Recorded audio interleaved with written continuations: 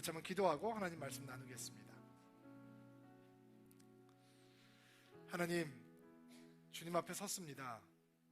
그리고 주의 음성을 들으려고 합니다. 두렵고 떨리는 시간입니다. 마음으로 받지 못할까봐 두렵고 들은 말씀대로 살지 못할까봐 떨립니다. 그러나 성령께서 이 시간을 우리와 함께 해주셔서 전하는 자도 듣는 자도 성령의 은혜를 체험할 수 있도록 도와주시옵소서. 말씀의 권세가 나타날 수 있도록 도와주옵소서. 예수님의 이름으로 기도하옵나이다. 아멘. 오늘 하나님께서 저에게 주시는 말씀은 역대하 7장 14절 말씀입니다. 짧은 성경 한 구절이니까 우리 같이 한 절씩 읽지 않고 그냥 한 번에 읽을게요. 같이 한번 큰 목소리로 같이 봉독하겠습니다. 자, 시작.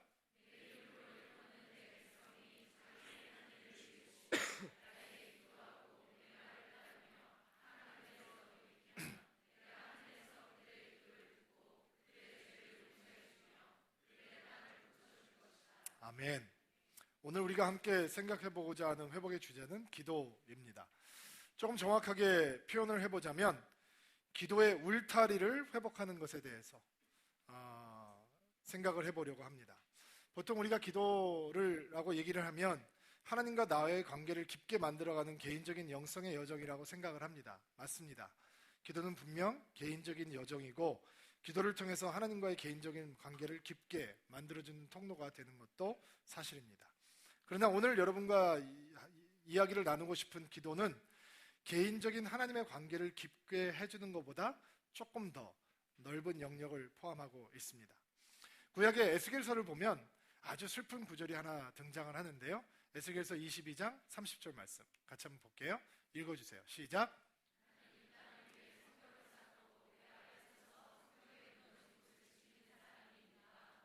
두루 찾아보았다.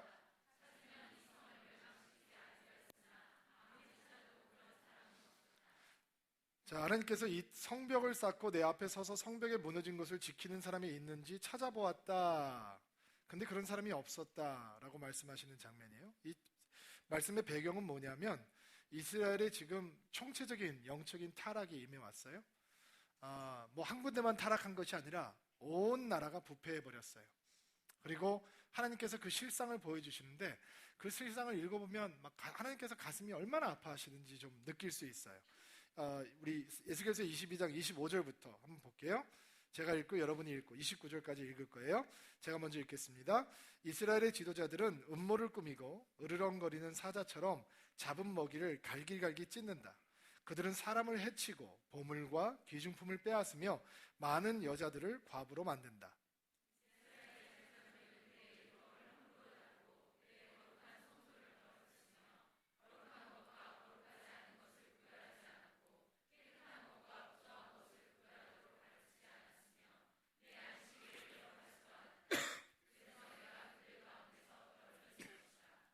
예루살렘의 지도자들은 먹이를 뜯는 늑대와 같다. 그들은 불의한 이익을 얻으려고 피를 흘리며 사람을 죽였다.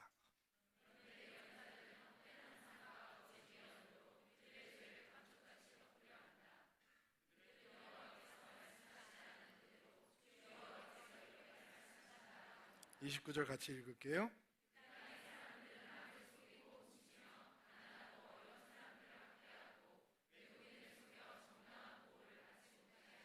자, 총체적인 타락 속에서 지도자들도 백성들도 행정가들도 종교 지도자들도 다 모두 하나님에게서 멀어져 있었고 그 현실은 사람들이 살고 있는 그 땅에 엄청난 고통이 찾아오기 시작했다는 것입니다. 이 에스겔서의 말씀을 보면 사실은 우리가 지금 처해 있는 오늘 대한민국의 현실과 이렇게 비교가 되는 건 그냥 억지는 아닌 것 같아요. 우리가 느끼는 마음이 비슷하다라고 생각을 합니다. 지금 하나님 앞에서 이스라엘이 당해 있는 상황이 얼마나 절박했던지 하나님께서는 은이 용광로 속에서 녹듯이 너희도 이 성에서 녹아버릴 것이다 라고 경고를 하실 만큼 지금 이스라엘은 절박한 상황 속에 들어와 있었습니다. 이런 상황에서 하나님께서는 사람을 찾으셨다라고 말씀하셨습니다. 어떤 사람을요? 성벽을 쌓고 성벽에 무너진 곳을 지킬 수 있는 사람을 찾아보셨다라는 것입니다. 성벽을 쌓는다는 게 건축가를 의미하는 건 아니다라는 것을 여러분도 이해하실 것입니다. 무너진 곳을 지킬 수 있는 사람이 군사가 아니다라는 것을 여러분은 쉽게 상상하실 수 있을 것입니다. 왜냐하면 지금 하나님께서 사람을 찾으시는 이유는 이 멸망을, 심판을 막아줄 사람을 찾고 계신다라는 뜻이거든요. 어떻게 군사가 성벽을 재건하는 사람이 하나님의 심판을 막아설 수 있겠습니까? 하나님의 심판을 막아설 수 있는 사람은 무엇입니까? 이렇게 절박한 운명을 바꿀 수 있는 사람은 과연 누구입니까? 그것을 이해하기 위해서는 구약의 또 다른 사건을 제가 하나 소개해야 될 것 같습니다. 모세가 이스라엘 백성들과 함께 출애굽을 한 다음에 시내산에 올라가서 율법을 받는 장면이 나옵니다. 율법을 40일 동안 하나님 앞에 머물면서 하나님의 말씀을 그대로 받는 장면이 나오거든요. 근데 모세는 시내산 꼭대기에 올라가 있고 백성들은 시내산 밑에서 지금 캠프를 치고 있습니다. 40일이 지나도 모세가 내려오지 않습니다. 굉장히 긴 시간이죠. 그리고 백성들은 굉장히 초조하고 두려워하기 시작했을 것입니다. 한 번도 와본 적이 없는 초행길에서 어떻게 모세가 뭐 전화를 하는 것도 아니고 메신저를 보내는 것도 아니고 그냥 올라가서 내려오지 않는데 언제까지 기다리는 건가? 그냥 평범한 사람이라면 불안한 마음이 생기는 게 당연할 것입니다. 그런데 그들이 아론에게 찾아가서 이런 부탁을 합니다. 우리를 인도해낼 신을 만들어 달라. 그리고 안 하는 사람들에게 이렇게 얘기합니다. 금붙이를 가져와라. 그리고 금을 녹여서 금송아지를 만들게 됩니다. 근데 여기서 여러분들이 생각하면 금송아지라 그러면 사람들이 딱 봤을 때 기가 질릴 만큼 큰 금송아지를 만든 게 아닙니다. 지금 뭐 반지 녹이고 귀걸이 녹이고 이런 거 녹여가지고 금송아지를 만드는 겁니다. 조그마한 금송아지를 하나 만들어 놓고 이스라엘 백성들을 그 금송아지를 향해서 이렇게 외치기 시작합니다. 이스라엘아 들으라, 너희를 애굽에서 인도하신 하나님이시다, 신이다 라고 얘기하면서 광란의 파티를 벌입니다. 그런 현장이 돌아가는 동안 하나님께서 시내산 꼭대기에서 모세에게 이렇게 말씀을 하십니다. 모세야, 내려가야 되겠다. 사고 쳤어 쟤네들. 내가 저들을 다 멸망시켜버릴 거야. 내가 이들을 다 없애버리고 너 하나를 통해서 믿음의 민족을 만들 거야. 자, 지금 이 성에 있는 사람들이 용광로 속에서 은이 녹는 것처럼 이 성 안에서 녹아버릴 것이다 라고 얘기하고 있는 에스겔서의 상황이나 지금 시내산 꼭대기에서 너 빨리 내려가, 얘네들 내가 다 없애버리고 내가 믿음의 역사를 다시 시작할 거야, 너를 통해서 얘기를 하고 있는 하나님께서 보여주시는 상황이나 사실은 같은 상황인 겁니다. 근데 결과는 너무나 다릅니다. 에스겔서의 말씀은 진짜로 그렇게 이루어졌고 모세는 밑으로 내려가서 그 위기 절박 가운데 있는 사람들 가운데서 하나님 심판을 막아서는 자로 서게 됩니다. 그가 눈물을 흘리고 기도합니다. 하나님 그러지 마십시오. 하나님의 선하심을 기억해 주십시오. 그리고 하나님의 선하심을 생각해서 다시 한번 이 백성들에게 기회를 주십시오. 그랬더니 하나님의 모세 기도를 들으시고 멸망시키지 않으셨어요? 시편 기자가 모세의 행동을 어떻게 해석하고 있는지 한번 볼까요? 시편 106편 23편 읽어주세요. 시작.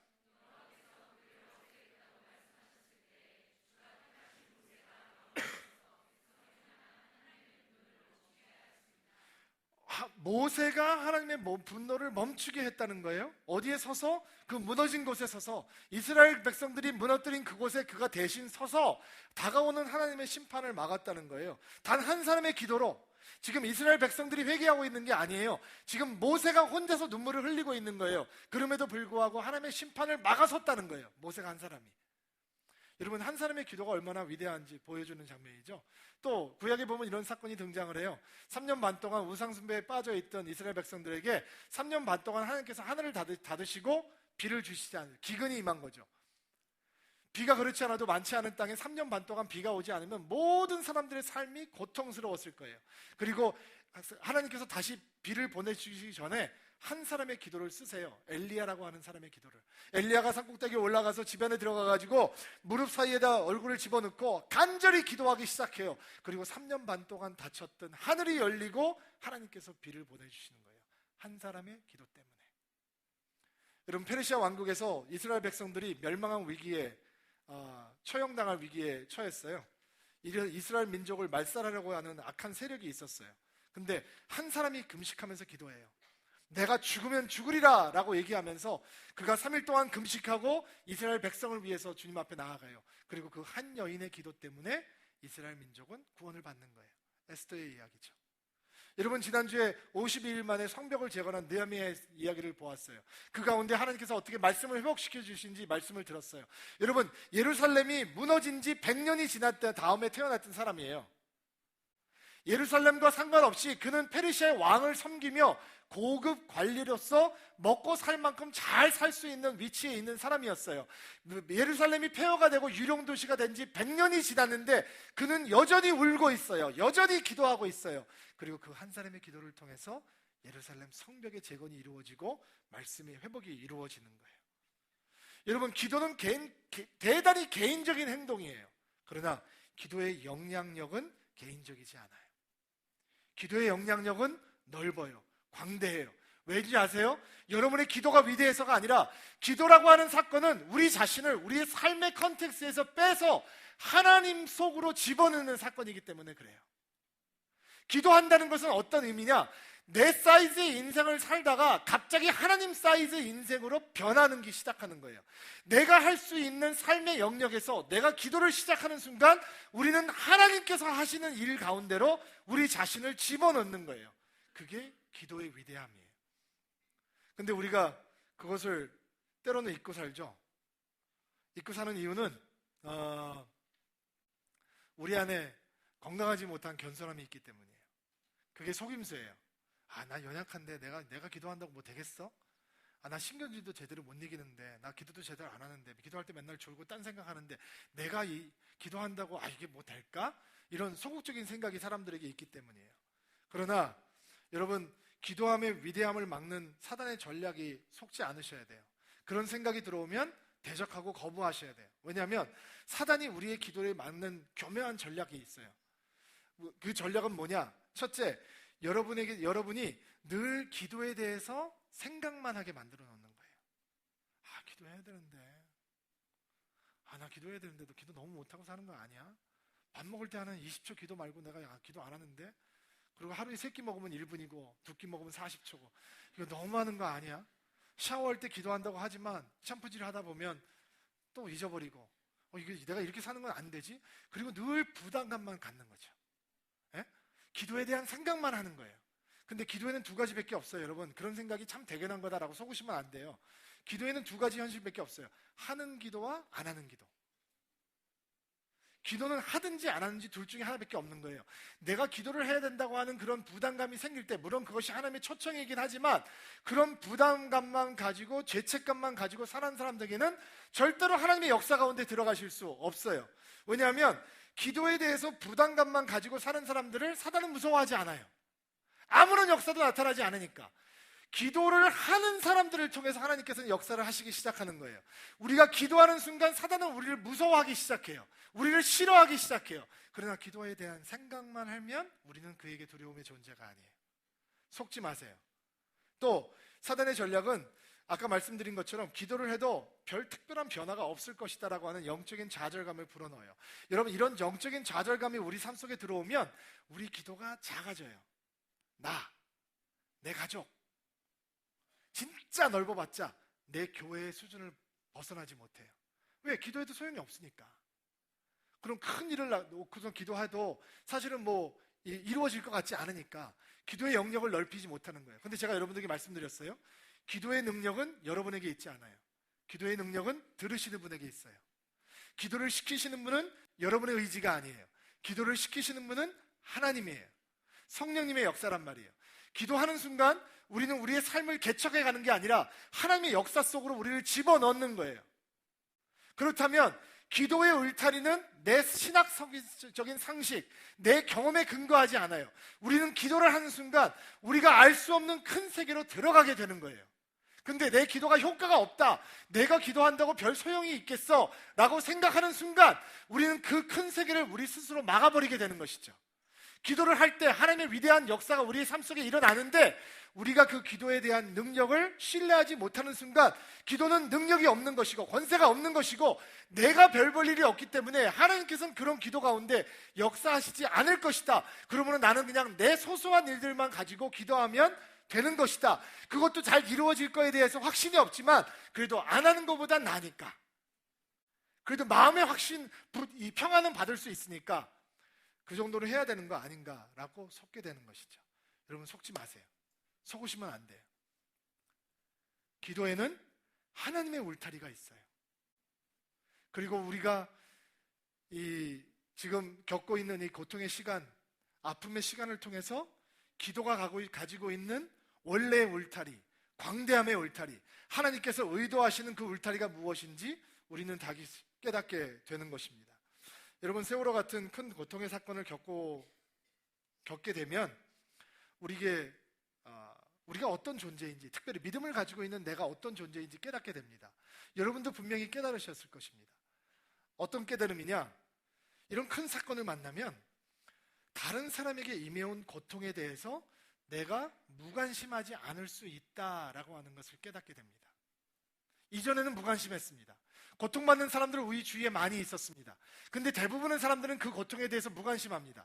관심이 없습니다. 한눈으로 보고 그냥 잊어버립니다. 듣고 마음에 담아주지 않습니다. 근데 이렇게 엄청난 고통이 우리 앞에 다가오면 우리가 그것에 대해서 끊임없이 관심을 가질 수 있는 존재다라는 것을 알게 됩니다.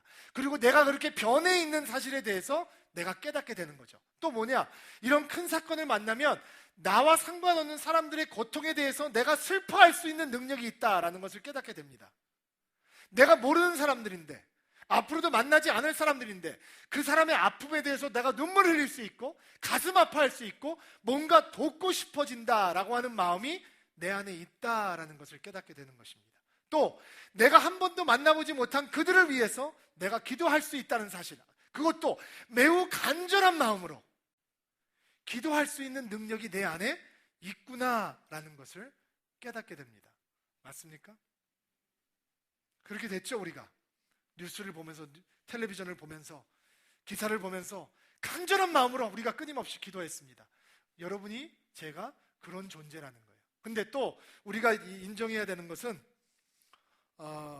그런 거를 느끼면서도 너무 쉽게 이 큰 고통의 그림자를 잊어버리는구나 라는 것도 우리 안에 들어와 있다라는 것을 인정해야 될 것입니다. 여러분, 이런 고통은요, 우리의 기도의 울타리를 넓혀주는 역할을 하는 거예요. 그동안 나만 보고 살았던, 내 인생의 울타리만 머물렀던 우리의 기도의 영역이 정말 하나님께서 의도하시는 기도의 영역으로, 기도의 울타리로 확장해가고 회복하는 것이 사실은 고통이 가져다주는 선물 가운데 하나예요. 그렇지 않으면 우리는 고통을 통해서 분노나 좌절, 실망과 무관심, 이런 것들만 남기게 돼요.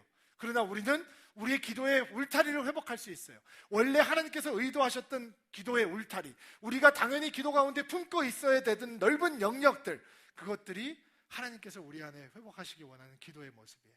오늘 본문 말씀 다시 한번 읽어보세요. 한번 읽어주시겠어요? 시작.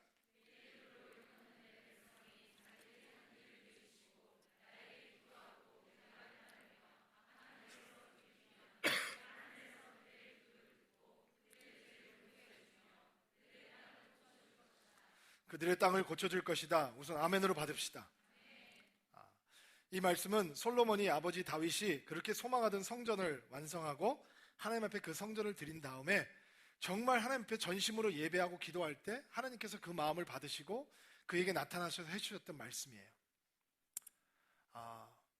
기근이 이 땅인 가운데 임하고 온갖 어려움들이 일이 생기고 메뚜기 떼가 너희 땅을 덮을 때 하나님께서 약속하시는 거예요. 내가 너희 땅을 고쳐주겠다. 내가 너를 지켜주겠다. 라고 말씀하시는 거예요. 근데 우리가 그 치유가 필요하잖아요. 우리의 땅이, 우리의 사랑하는 대한민국이 지금 치유가 필요하잖아요. 하나님께서 이 땅을 고치셔야 되잖아요. 그러면 뭐를 해야 되느냐 말이죠.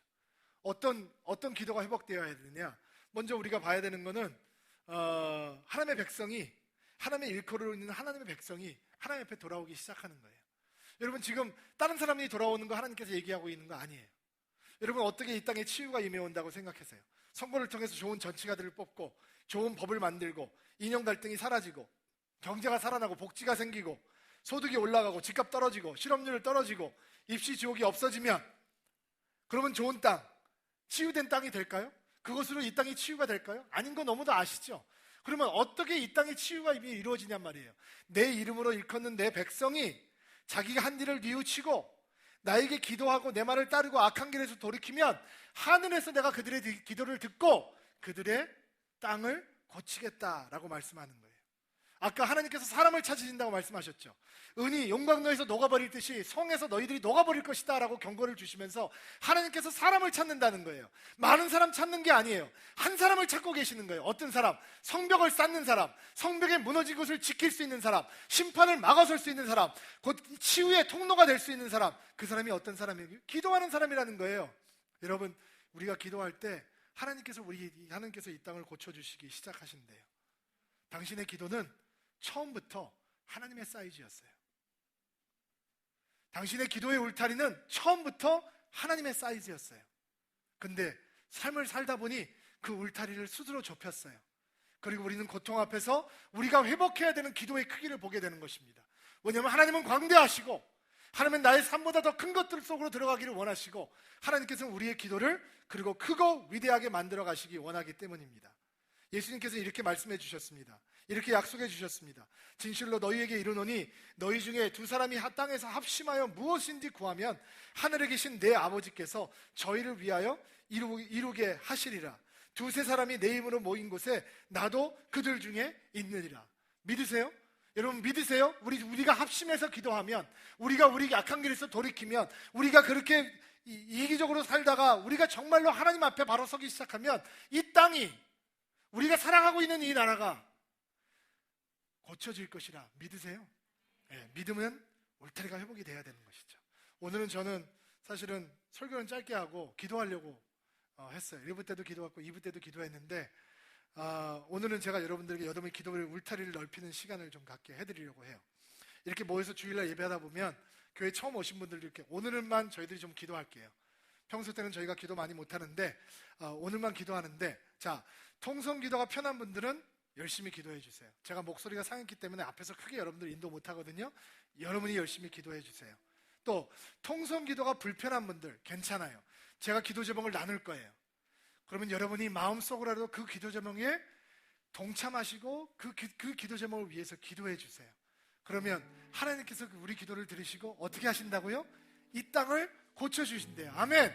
이 땅을 고쳐주신대요. 대한민국을 고쳐주신대요.